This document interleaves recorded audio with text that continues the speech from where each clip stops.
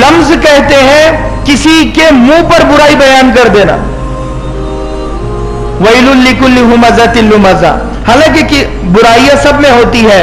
کسی کے منہ پر برائی بیان کر دینا, کسی کے گھر کے حالات اس کے منہ پر بیان کر دینا کہ 4 لوگ اس کے گھر کے بارے میں سنیں, انتہائی درجے کی غلیظ ترین حرکت بتایا ہے.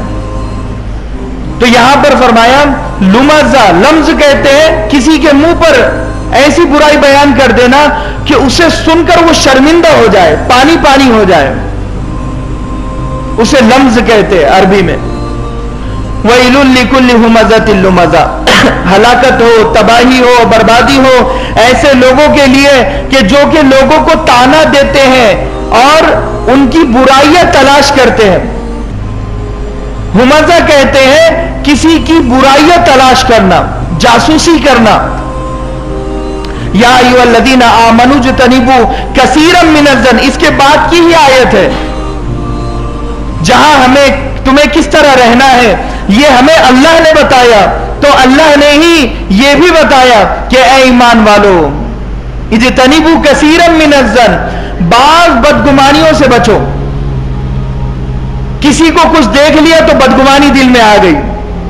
مثال کے طور پر ہماری کسی سے بنتی نہیں ہے, اگر ہم نے ہمارے گھر والوں کے ساتھ یا پھر ہمارے بھائی کے ساتھ یا پھر ہمارے رشتہ داروں کے ساتھ اس کو دیکھ لیا تو اب ہم نے بدگمانی پال لی.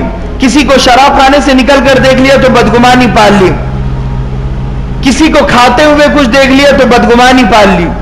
آمنوا اجتنبوا کثیرا من الظن, بعض بدگمانیاں گناہ ہوتے ہیں. ان بعض الظن اسم ولا تجسسوا, اور آگے کیا کہا, کسی کی جاسوسی مت کرو, کسی کی ٹہمیں مت پڑو, کسی کے عیبوں کو تلاش مت کرو. کیوں کہا؟ حضرت عیسیٰ علیہ السلام آپ نے دیکھا کہ ایک چور چوری کر رہا ہے, ایک شخص چوری کر رہا ہے. تو حضرت عیسیٰ علیہ السلام نے بلایا اور کہا کہ تم کیا کر رہے ہو, چوری کیوں کر رہے ہو؟ حالانکہ یہ آنکھوں سے دیکھا. وہ کہنے لگا اللہ کی قسم میں نے چوری نہیں کی, جھوٹی قسم کھا لی. تو حضرت عیسیٰ علیہ السلام نے آنکھیں نیچے کر لی اور کہا ٹھیک ہے میرے سمجھنے میں غلطی ہو گئی. وہ چلا گیا وہاں سے, حالانکہ اپنی آنکھوں سے دیکھا ہے. ہو سکتا ہے کہ میرا اپنا گمان ہو, میرا اپنا خیال ہو, آنکھوں سے دیکھا ہے. کیوں؟ کیونکہ جب اس نے اللہ کی قسم کھا لی اب اللہ کا اس کا معاملہ, ہم نے اسے اس کے حال پر چھوڑ دیا. کسی کی ایک برائی کو پکڑ کر سالوں کھینچنا, سالوں اس سے نفرت کرنا, دشمنی کرنا, ہمیں کیا پتا کہ وہ کب توبہ کر لے رات کی تنہائی میں. ہمیں کیا پتا کہ اس کی ایک توبہ زندگی بھر کی اس کے گناہوں کے لیے کافی ہو جائے, زندگی بھر کے برائیوں کے لیے اس کے کافی ہو جائے. اور یہ ہوتا کیوں ہے؟ آدمی کسی کا مذاق اڑاتا ہے, تانا دیتا ہے اور برے لقب سے پکارتا ہے, بدگمانی کسی کی پالتا ہے, دوسروں کا ہے نہیں. یہ سارا معاملہ اس لیے ہے کہ اپنے آپ سے وہ مطمئن ہو جاتا ہے کہ میرے اندر تو کوئی برائی نہیں ہے, میرے گھر میں تو کوئی برائی نہیں ہے. اپنے سے مطمئن ہو گیا, اسی لیے تو دوسروں کی برائیاں دیکھ رہا ہے. اور یہ تانا دینا اور یہ برے لقب سے پکارنا یہ بھی تکبر کی علامت ہے. اس کا ایک ہی علاج ہے, اس کا علاج ایک ہی ہے. اس کا علاج یہ ہے کہ اس تکبر کو اگر جڑ سے ختم کرنا ہے, اگر اس شیطان کے بہکاوے کو جڑ سے ختم کرنا ہے تو پھر ہمیں اپنے عیبوں پر نظر رکھنی ہوگی, ہمیں اپنی برائیوں پر نظر رکھنی ہوگی. ہم اپنی برائیوں پر نظر رکھیں گے اور دوسروں کی اچھائیوں پر نظر رکھیں گے تو پھر ہم تکبر میں مبتلا نہیں ہو سکتے. ہم اپنے سے بہتر دوسروں کو سمجھنے لگیں گے اور پھر اس سے بدگمانیوں میں بھی آدمی مبتلا نہیں ہوتا. جب آدمی اپنی برائیوں پر نظر رکھے گا کہ صبح سے لے کر شام تک میرا دن کیسے گزرتا ہے, کیا میری نمازوں کی پابندی ہے, کیا میری روزوں کی پابندی ہے, کیا میں زکوٰۃ پابندی سے نکالتا ہوں, کیا میں بیوی کا حق ادا کرتا ہوں؟ کیا میں شوہر کا حق ادا کرتی ہوں؟ بیوی اپنی برائیوں پر نظر رکھے، شوہر کی خوبیوں پر نظر رکھے، شوہر اپنی برائی پر نظر رکھے، بیوی کی خوبیوں پر نظر رکھے، ساس اپنی برائی پر نظر رکھے، بہو کی خوبیوں پر نظر رکھے، بہو اپنی برائی پر نظر رکھے، ساس کی خوبیوں پر نظر رکھے، تو وہ اپنی ساس کو ماں ضرور سمجھے گی۔ ایک نہ ایک دن آئے گا کہ وہ اپنی ساس میں ماں کو تلاش کرے گی اور اس ماں کو سینے سے لگائے گی اور سارے گلے شکوے دور ہو جائے گے۔ اور وہ ساس اپنی بہو میں جب خوبیاں تلاش کرے گی تو وہ بہو کو بیٹی بنا لے گی، اور ایک پھر سے ایک ماں بیٹی کا رشتہ جنم لے لے گا اور سارے جھگڑے اور فساد گھر سے ختم ہو جائے گے۔ شیطان کو سب سے زیادہ خوشی ملتی ہے گھریلو جھگڑوں میں انسان کو الجھانے پر۔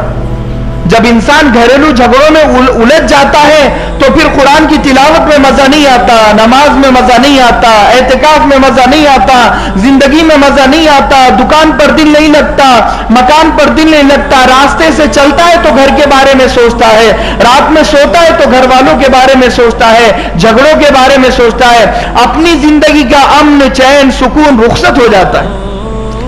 ہماری زندگی کا سکون ہمارے ہاتھ میں ہے، میری زندگی کا سکون میرے ہاتھ میں۔ کس طرح؟ ہمارے دیکھنے کا نظریہ الٹا ہے، ہم اپنی برائیوں کو دیکھتے ہی نہیں ہیں، اگر کوئی ہمیں بتاتا بھی ہے تو ہمیں بڑا برا لگ جاتا ہے، ہم اپنے عیبوں کو دیکھتے ہی نہیں ہیں۔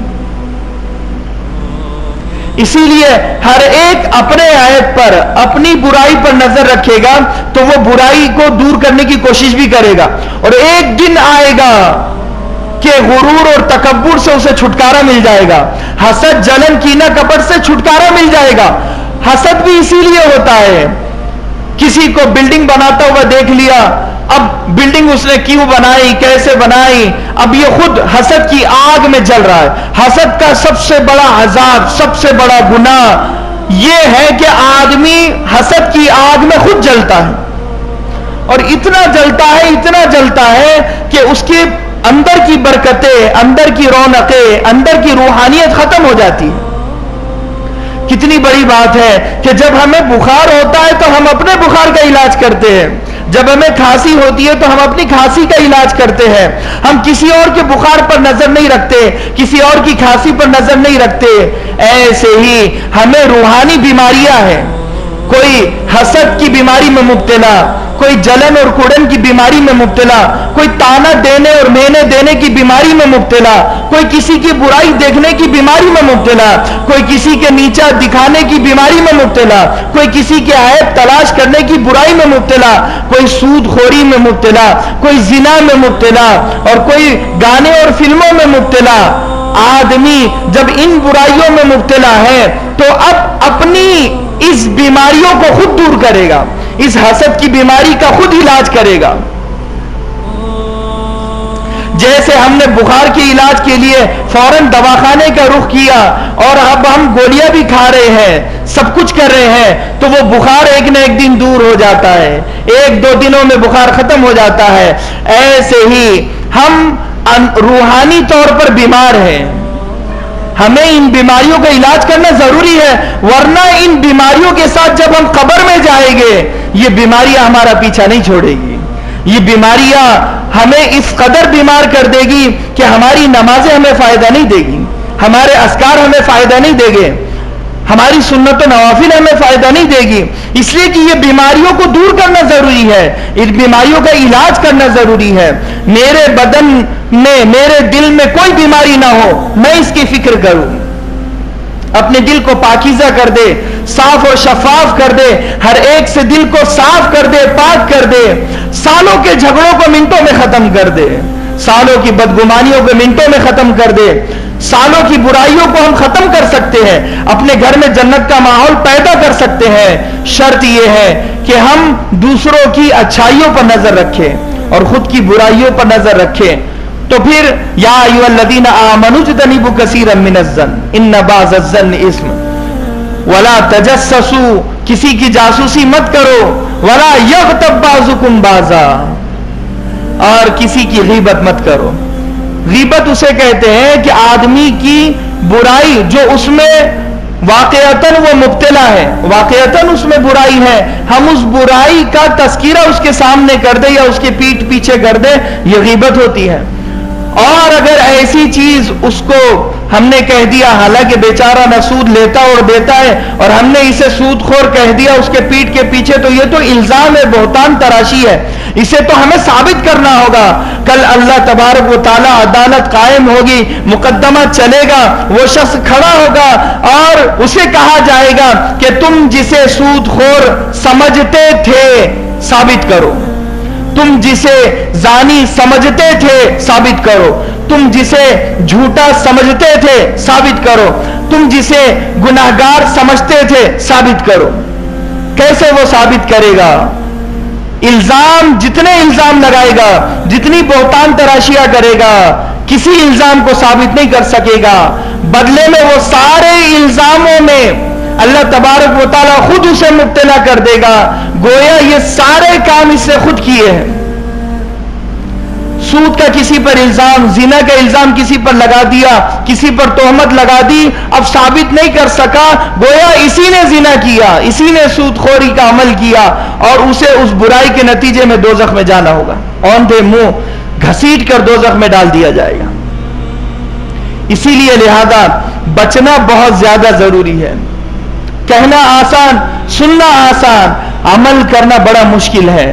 عمل کے میدان میں ہم اترے تو بات سمجھ میں آئے گی کہ واقعتاً اللہ کے نبی صلی اللہ علیہ وسلم نے فرمایا, ربا اشعثا اغبرا, کتنے ہی ایسے لوگ ہوتے ہیں, مدفوعن بالابواب لو اقسم علی اللہ لابرا, ایسے بہت سارے ہو گئے کہ جو بال بکھرے ہوئے, یعنی ان کے بال گندے ہو گئے, ان کے کپڑے پھٹے ہوئے ہو گئے, اور وہ لوگوں کے دروازے پر اگر جائے بھیک مانگنے کے لیے تو مدفون بالابواب, انہیں دروازوں سے ہکال دیا جائے, دھتکار دیا جائے, دھکے مار کر نکال دیا جائے. لو اقسم علی اللہ لابرا, ایسے لوگ اگر اللہ پر قسم اٹھا لے اللہ ان کی قسم کو پورا کرے گا.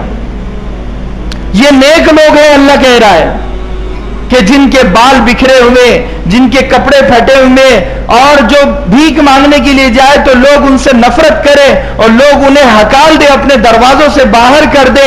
لَأُقْسَمَ عَلَى اللَّهِ لَأَبَرَّ, اگر اللہ پر یہ قسم کھا لے, مثال کے طور پر اگر یہ قسم کھا لے کہ آج اللہ بارش برسائے گا, اللہ ان کی قسم کو پورا کرے. اگر صرف ظاہر پر سب کچھ ہوتا تو اللہ کے نبی یہ کہتے کہ بہترین لباس پہننے والا اور بہترین بال جمانے والا, اچھی باڈی والا, خوبصورت انسان, کہ جب کسی کے دروازے پر جائے ہر کوئی اس کا استقبال کرے, ہر کوئی اس کا استقبال کرے, اگر یہ قسم کھا لے تو اللہ اس کی قسم کو پورا کرے. اللہ کے نبی نے یہ نہیں کہا, یہ نہیں کہا. بال بکھرے ہوئے, ہماری ساری محنت بالوں پر ہے, بالوں کو اچھا بنانے پر, کپڑوں کو اچھا خریدنے پر, ظاہر کو سنوارنے پر ہماری ساری محنت ہے. ہماری محنت یہ ہے کہ میں کسی کے دروازے پر جا ہی نہ سکوں, اتنی دولت میرے پاس ہو, اتنی شہرت میرے پاس ہو کہ لوگ میرے دروازے پر آئے, میں کسی کے دروازے پر نہ جاؤں. تو فرمایا لو اقسم علی اللہ لابرا, اگر ایسے بال بکھرے ہوئے, پھٹے ہوئے کپڑے والے لوگ, فقیر حقیر قسم کے لوگ اگر قسم کھا لے تو اللہ ان کی قسم کو ضرور پورا کرے. اسی لیے لہذا خاص اس بات کا خیال رکھیں کہ کسی کا ایسا مذاق نہ اڑائے کہ اس کا دل دکھ جائے, کسی کو ایسا تانا نہ دے کہ اس کے دل کے ٹکڑے ٹکڑے ہو جائے, اور کسی کو ایسے برے لقب سے نہ پکارے, برا نام نہ رکھے کہ اس کے دل ٹکڑے ٹکڑے ہو جائے. بئس الاسم الفسوق بعد الایمان, قرآن میں فرمایا کہ ایمان لانے کے بعد جو سب سے برا نام کا گناہ ہے, یعنی برا گناہ ایک ہوتا ہے اور ایک ہوتا ہے برے نام کا گناہ. یہ برے نام کا گناہ وہ ہے کہ اپنے بھائی کے عیب تلاش کرنا, تانا دینا. بئس الاسم الفسوق بعد الایمان. اسی لیے ہم ان چیزوں میں اگر مبتلا ہے تو اللہ کے لیے ان چیزوں سے توبہ کرے کہ ہم کسی کا ایسا مذاق نہ اڑائیں گے کہ اس کی دل آزاری ہو, دل ٹکڑے ہو جائے, کسی کے عیب تلاش نہیں کریں گے, کسی کو برے لقب سے پکارے گے نہیں, کسی کا مذاق نہیں اڑائے گے, اور یہاں تک کہ کسی کو تانا بھی نہیں دیں گے, اور آپس میں مل کر رہے گے. اللہ تبارک و تعالی